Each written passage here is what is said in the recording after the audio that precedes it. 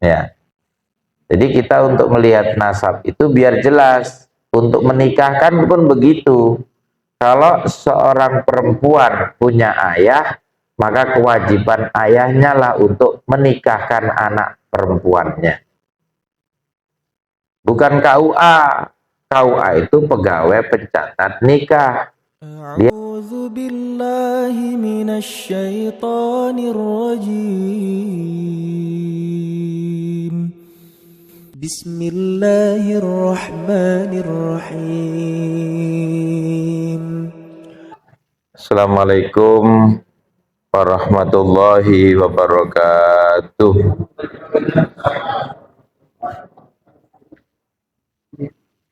Alhamdulillah wa syukrulillah wassalatu wassalamu ala rasulillah. Amsayna wa amsal mulku lillah walhamdulillah la ilaha illallah la syarikalah lahul mulku wa lahul hamdu wa huwa ala kulli syai'in qadir. Amsayna ala fitratil islam wa ala kalimatil ikhlas wa ala dini nabina Muhammadin sallallahu alaihi wasallam wa ala millati abina Ibrahim hanifan muslimah wa kana minal musyrikin. Amma ba'du. Yang saya hormati segenap takmir dan seluruh jamaah Masjid Sang Surya, mudah-mudahan selalu menyinari dunia. Salawat serta salam semoga tercurahkan pada junjungan kita Nabi besar Muhammad sallallahu alaihi wasallam serta keluarga, para sahabatnya dan pengikutnya yang setia. Marilah kajian kita tentang tarbiyatul aulad fil Islam dan hadis yang jumlahnya 40 berkaitan dengan pendidikan anak yang ditulis oleh Syekh Abdul Aziz Al-Khwaithan dengan doa mudah-mudahan ilmu kita bermanfaat. Bismillahirrahmanirrahim. Raditu billahi rabbah wa bil islami dina wa bi Muhammadin nabiyya wa rasulah. Rabbi zidni ilma warzuqni fahma waj'alni min ibadikas shalihin. Ya. Beberapa pertemuan yang lalu di Sabtu pertama dan Sabtu ketiga kita sudah memperbincangkan tentang hadis-hadis seputar pendidikan anak. Mulai dari kedudukan anak sebagai pemberian dari Allah atau amanat yang dititipkan pada kita. Selain itu, anak bisa menjadi sahabat kita, tapi juga bisa sebagai musuh. Anak bisa menjadi fitnah. Anak juga bisa menjadi qurrata a'yun. Maka sekarang kita lanjutkan ketika hadis pertama dan kedua dulu. Hadis pertama tentang fitrah anak, betul ya? Kita review sebentar supaya kita bisa bersambung.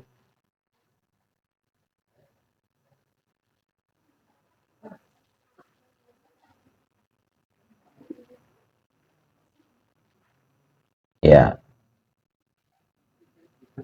Ini hadis pertama kan?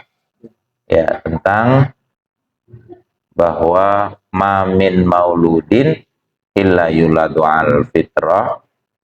Bagaimana pengaruh orang tua terhadap akidah anak berkaitan dengan anak yang semula fitrah bisa menjadi Yahudi, Nasrani, atau Majusi.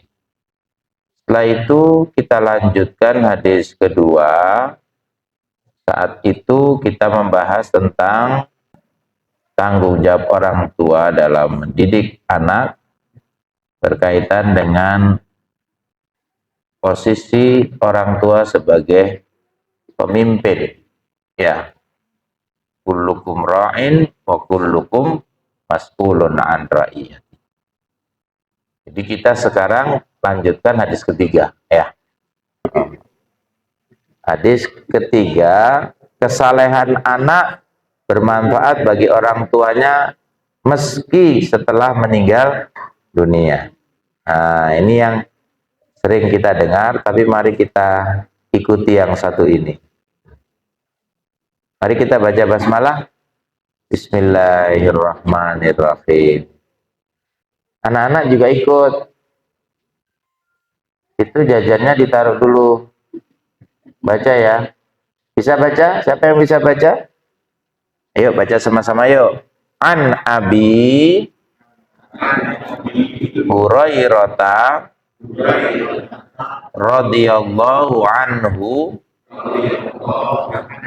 anna Rasulullahi sallallahu alaihi wasallam qala idza matal insanu in qata'a anhu amaluhu illa min salasah illa min sadaqatin jariyatin aw ilmin yuntafa'u bihi aw waladin salihin yad'u lahu. Rawahu Muslim ya. Ini hadis Muslim nomor 1631. Nah, hadis ini diterjemahkan dari Abu Hurairah radhiyallahu anhu bahwa Rasulullah sallallahu alaihi wasallam apabila seseorang manusia meninggal dunia maka terputus amalnya darinya kecuali 3 hal. Jadi kalau orang sudah mati itu memang tidak bisa bergerak. Betul? Ya. Kata nenek, le ono wong mati obah-obah. Jangankan bocah, yang mandikan aja lari. Ya, padahal dia juga ngapa-ngapain, yang bergerak kan. Ya kan? Makanya kalau mandikan jangan lama-lama. Kedinginan tuh jenazah. Dipercepat ya. Mensolatinya, mengantarkan ke kubur juga harus dipercepat.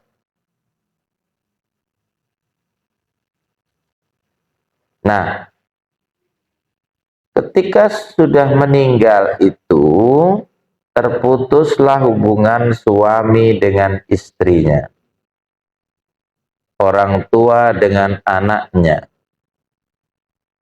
mertua dengan menantunya, dan kakek nenek dengan cucunya.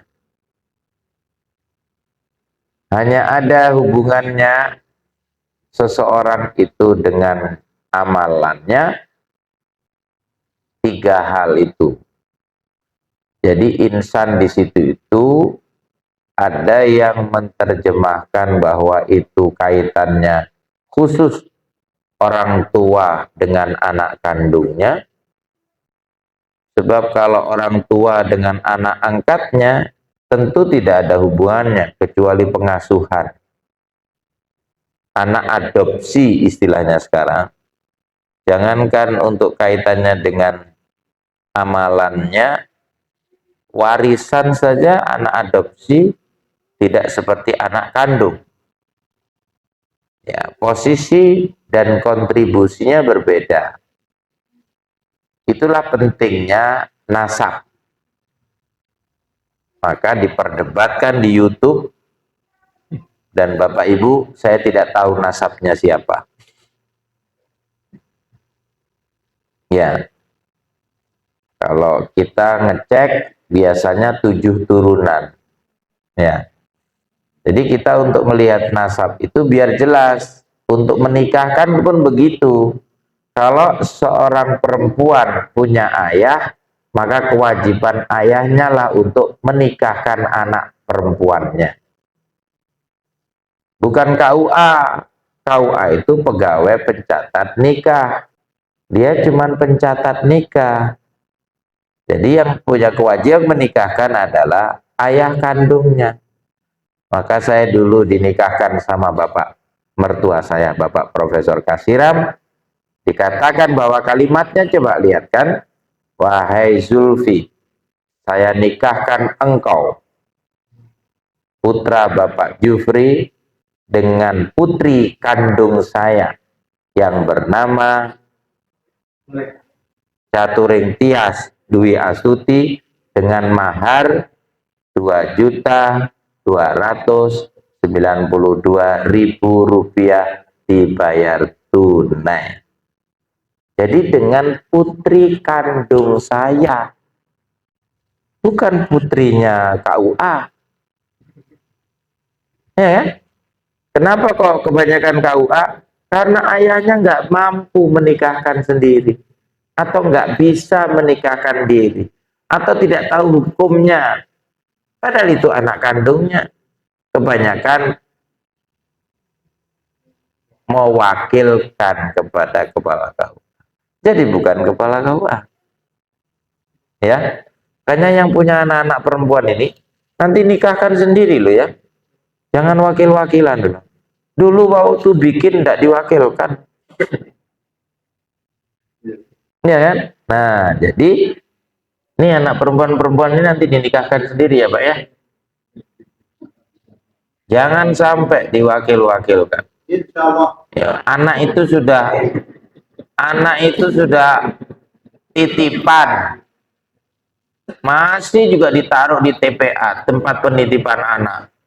Di penitipan anak, anaknya itu orang tuanya sudah sibuk, nggak bisa dititipkan sama pengasuhnya yang ada penitipan anak. Yang di penitipan anak itu orangnya nggak masuk juga. Akhirnya dititipkan lagi sama orang lain. Jadi sudah berapa penitipan anak itu? Dari Allah sudah jadi titipan, dititipkan lagi ke tempat penitipan. Ya, betul nggak gitu? Nah, jadi yang bisa menolong orang tuanya adalah 3 aspek. Pertama adalah sedekah jariyah. Siapa yang sedekah jariyah itu? Apakah orang tuanya atau anaknya?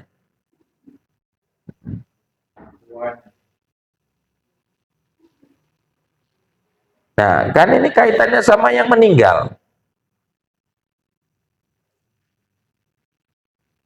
Itulah maka kemudian ada perbedaan pendapat.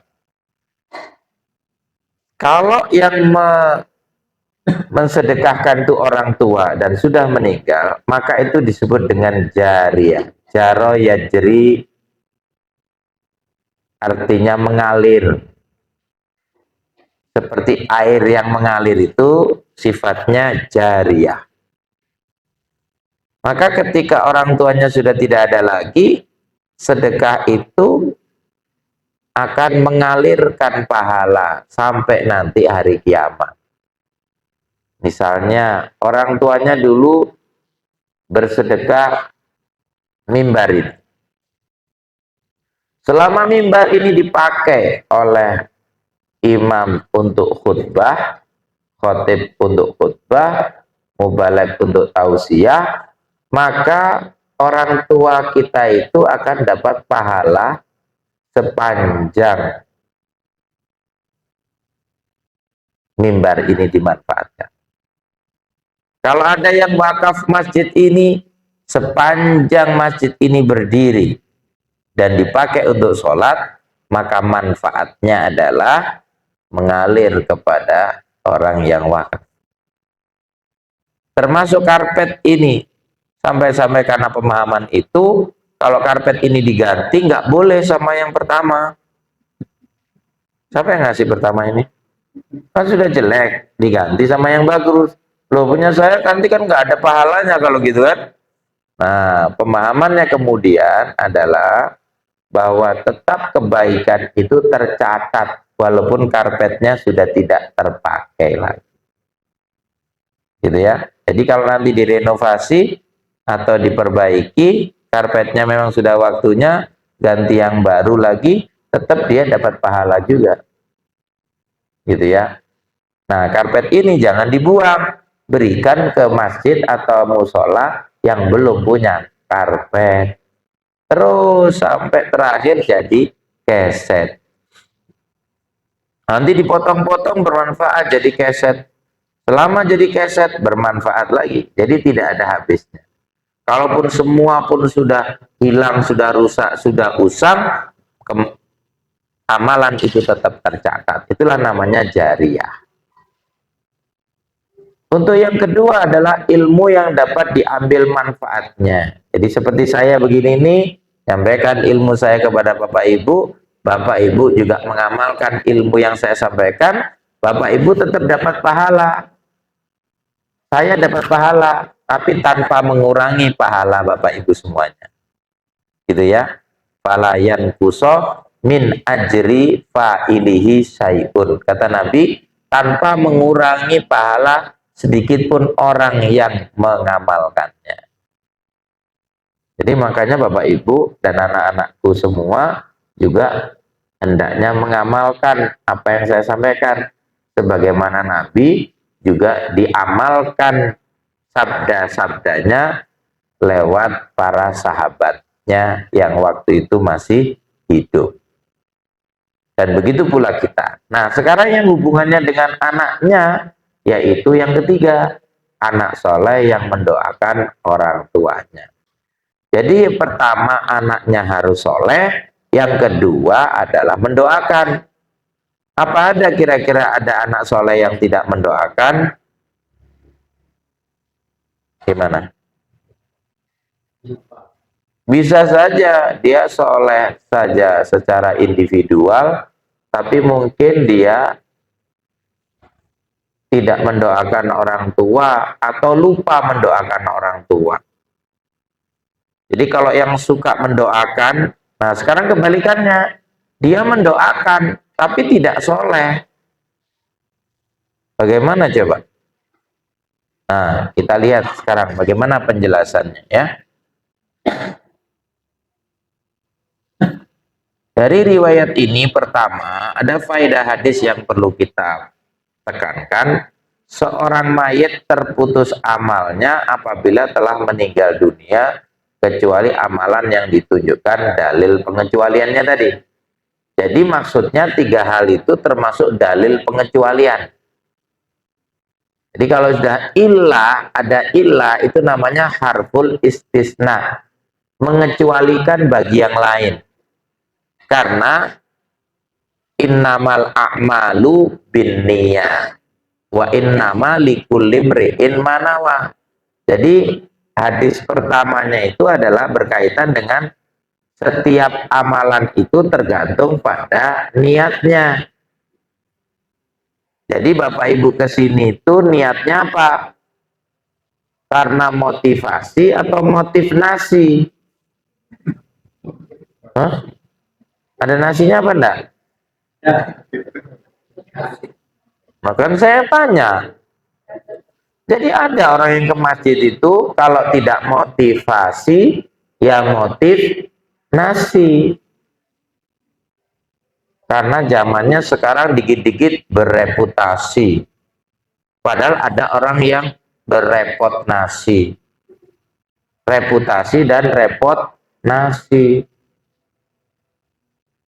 Begitulah maka pengecualian itu tiga, jadi amal jariah, ilmu yang bermanfaat, sama anak soleh yang mendoakan. Berarti kalau tidak memenuhi syarat dia sebagai anak yang soleh dan syarat doa yang dikabulkan, maka itu tidak menjadi pengecualian. Karena hadisnya jelas-jelas seperti itu. Artinya kalau anak durhaka tidak mungkin bermanfaat bagi orang tuanya. Makanya kalau punya anak jangan sampai durhaka. Betul? Kalau orang tua kadang menasihati, nak, kalau kamu yang nggak bisa diberitahu, dituturi angel, dicelup gak teles, dipepe gak garing, dikuak balik meneh, tak lebokno nang weteng meneh gitu kan. Itu karena saking gregetennya orang tua kalau sudah nggak bisa dituturi. Ya. Yang kedua adalah di antara amalan yang sampai dan tidak terputus setelah wafat adalah sebagaimana hadis yang diriwayatkan oleh Abu Hurairah radhiyallahu anhu di mana Rasulullah bersabda, "Inna mimma yalhaqul mu'mina min amalihi wa hasanatihi ba'da mautihi ilman 'allamahu wa nasyarahu wa waladan salihan azaqahu wa mushafan warasahu au masjidan banahu au baitan li ibni sabili banahu au nahran ajrahu au sadaqatan akhrajahu min malihi fi sihhatihi wa hayatihi yalhaquhu min ba'di mautihi." Nah, ini mengecualikan lagi, lebih spesifik dari hadis yang pertama tadi. Sesungguhnya di antara amalan dan kebaikan yang sampai kepada seorang mukmin selepas kematiannya adalah satu, jelas ya, ilmu yang diajarkan dan disebarkannya. Nasyarahu. Tidak hanya diajarkan, jadi kalau kita sharing ilmu di WA group, itu hati-hati. Karena dulu pernah ada orang itu sakit, tapi dikabarkan meninggal. Di atas sudah kadung, innalillah wa inna ilaihi rajiun. Kalau di atas sudah innalillah, bawahnya pasti innalillah. Terus sampai setelah itu diklarifikasi bawahnya, mohon maaf orangnya belum meninggal. Kapok mu kapan kon ya? Ternyata masih di ICU. Ya apa carane mengklarifikasi innalillah tadi? Malaikat sudah kadung ini ya apa ceritane iki Mang? Aku durung wong durung tak cabut nyawane. Wong-wong wis padha WA kabeh innalillah. Nah, gara-gara Bapak Ibu pada mendoakan innalillah temenan, wonge mati temenan setelah itu. Ternyata orangnya meninggal sungguhan, kon bisa. Jadi kalau belum meninggal jangan sebut innalillah. Makanya harus tabayun dulu, bawahnya cek dulu apa betul orangnya sudah meninggal itu. Ojo cari ini terus diteruskan. Ya, cek dulu orangnya ya. Betul? Kalau sakit ya sakit, berarti Allahumma shfi antas syafi, bukan innalillah. Jadi yang diajarkan dan disebarkan itu dia menjadikan amalan postingan namanya, amalan sharing. Ya Bu ya, ibu-ibu ini yang sukanya getok-getok tular nih, yang benar kalau getok tular Bu. Ya, karena itu kalau keliru, kita dapat mata rantai dosanya. Arahkon. Man sanna sunnatan hasanatan fa'alaihi ajruha. Jadi kalau dia dapatkan amalannya itu, dia dapat pahala juga dari amalan orang yang mengikutinya. Falahu ajruha wa ajru man amila biha ila yaumil qiyamah. Yang kedua, perhatikan yang kedua, anak soleh yang ditinggalkannya. Bagaimana dengan orang tua yang nggak punya anak soleh? Atau bagaimana dengan orang tua yang tidak punya keturunan? Yang nggak ada yang doain. Makanya kesedihan yang paling sedih adalah orang tua yang tidak punya anak kandung. Kesedihan Nabi Ibrahim waktu itu, kalau tidak punya Ismail benar-benar, Masya Allah, terputus sudah. Karena tidak ada yang mendoakan. Tapi ternyata Allah takdirkan ada Ismail dan ada Ishak. Nabi Muhammad saja tidak punya anak laki-laki. Punya anak laki-laki tapi meninggal dunia. Namanya yang satu Qasim, yang kedua Ibrahim. Dinamakan Qasim, maka Nabi disebut julukannya Ya Abal Qasim. Nabi Ibrahim diteruskan namanya kepada anaknya Nabi Muhammad supaya mengingat kakeknya. Tapi ternyata Allah takdirkan semuanya sudah berpulang ke rahmatullah. Nah, yang ketiga adalah mushaf yang diwariskan. Apa maksudnya? Bukan kok ini Qur'annya Bapak, ini ya untuk kamu. Quran itu dibaca dan diamalkan. Jadi selama anaknya itu membaca dan mengamalkan Al-Quran, maka bapak ibunya akan mendapatkan pahala dari mushaf yang dia wariskan. Bukan mushaf fisiknya yang dimaksud, tetapi bagaimana apa yang di dalam mushaf itu yang diamalkan. Makanya kalau ada anak yang juara MTQ, itu mesti dipanggil orang tuanya. Zulfi Mubarak bin Jufri Raksana naik ke pentas kan. Jadi anak yang membaca, orang tuanya yang mulia. Benar nggak? Tahu kemarin yang lomba hafid Indonesia, yang Musa yang orang tuanya buta huruf Al-Quran itu, dia diberangkatkan haji dan juga orang tuanya. Nanti kalau di akhirat, orang tuanya diberikan mahkota kemuliaan Al-Quran. Itu yang dimaksud. 4, masjid yang dibangunnya. Jadi kalau kita sering membangun masjid, termasuk tukang-tukang tuh, yang bikin ini, tukang besinya, itu pahalanya banyak loh. Makanya di orang-orang Arab tuh kenapa kok paling seneng bangun masjid di Indonesia? Ya karena ingin dapat pahalanya ini. Iya, makanya di situ ada namanya biasanya, masjid ini adalah hadiah atau hibah dari orang Arab yang bernama gitu.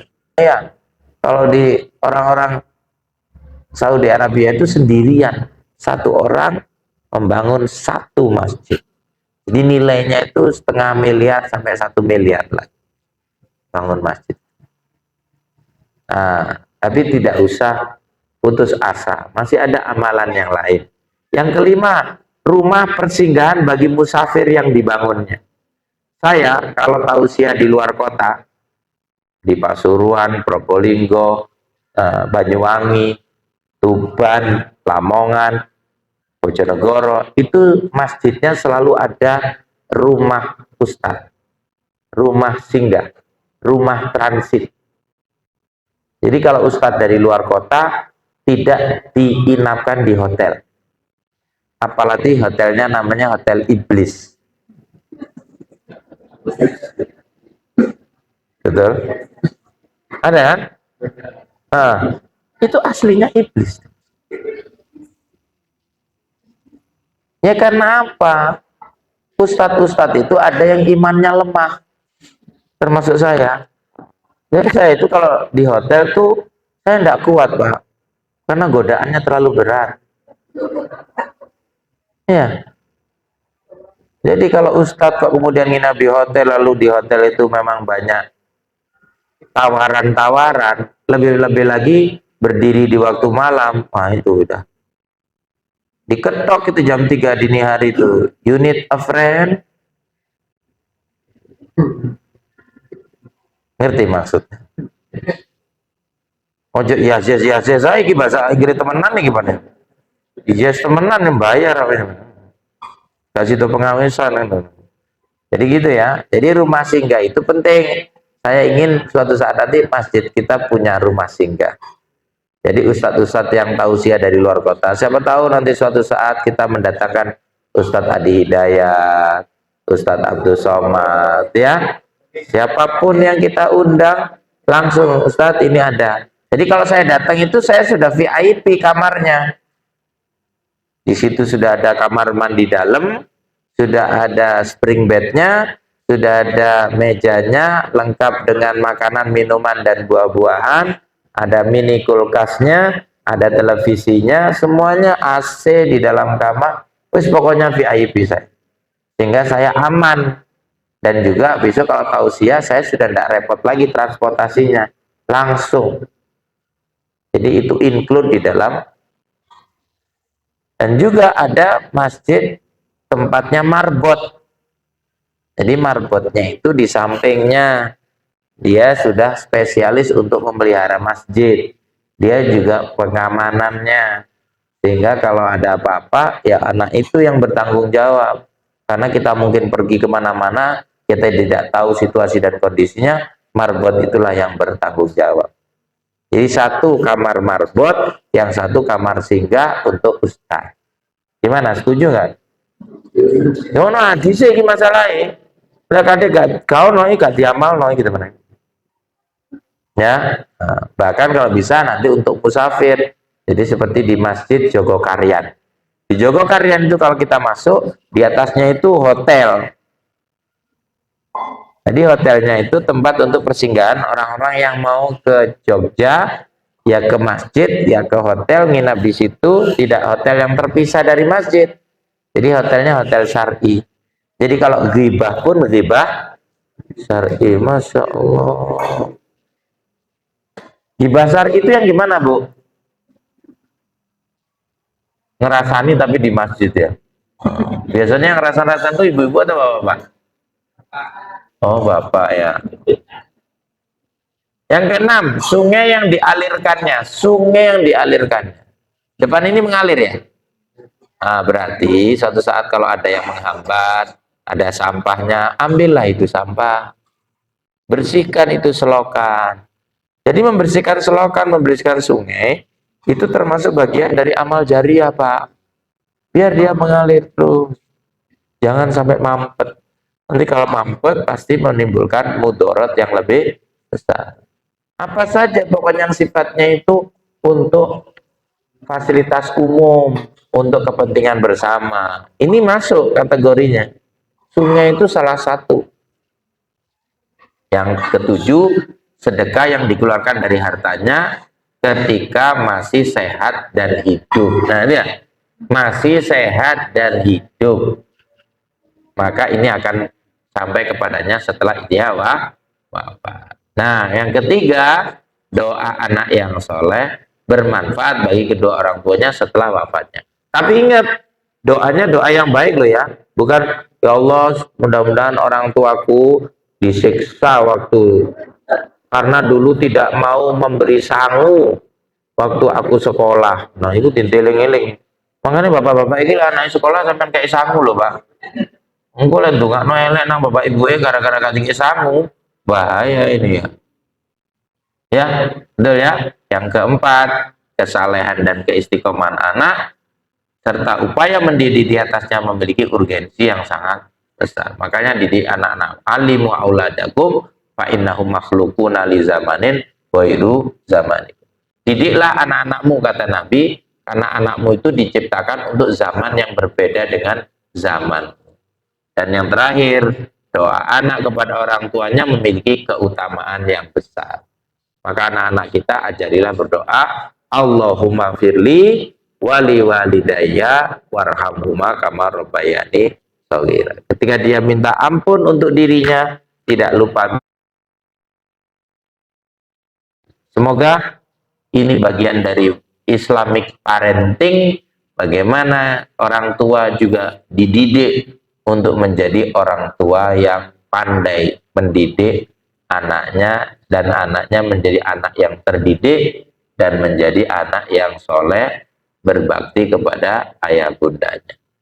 Semoga bermanfaat kajian kita pada maghrib kali ini, karena sudah masuk isya. Kalau ada sumur di ladang, boleh kita menumpang mandi. Kalau tausiah saya kurang panjang, besok-besok bisa diundang lagi. Assalamualaikum warahmatullahi wabarakatuh. الحمد لله رب العالمين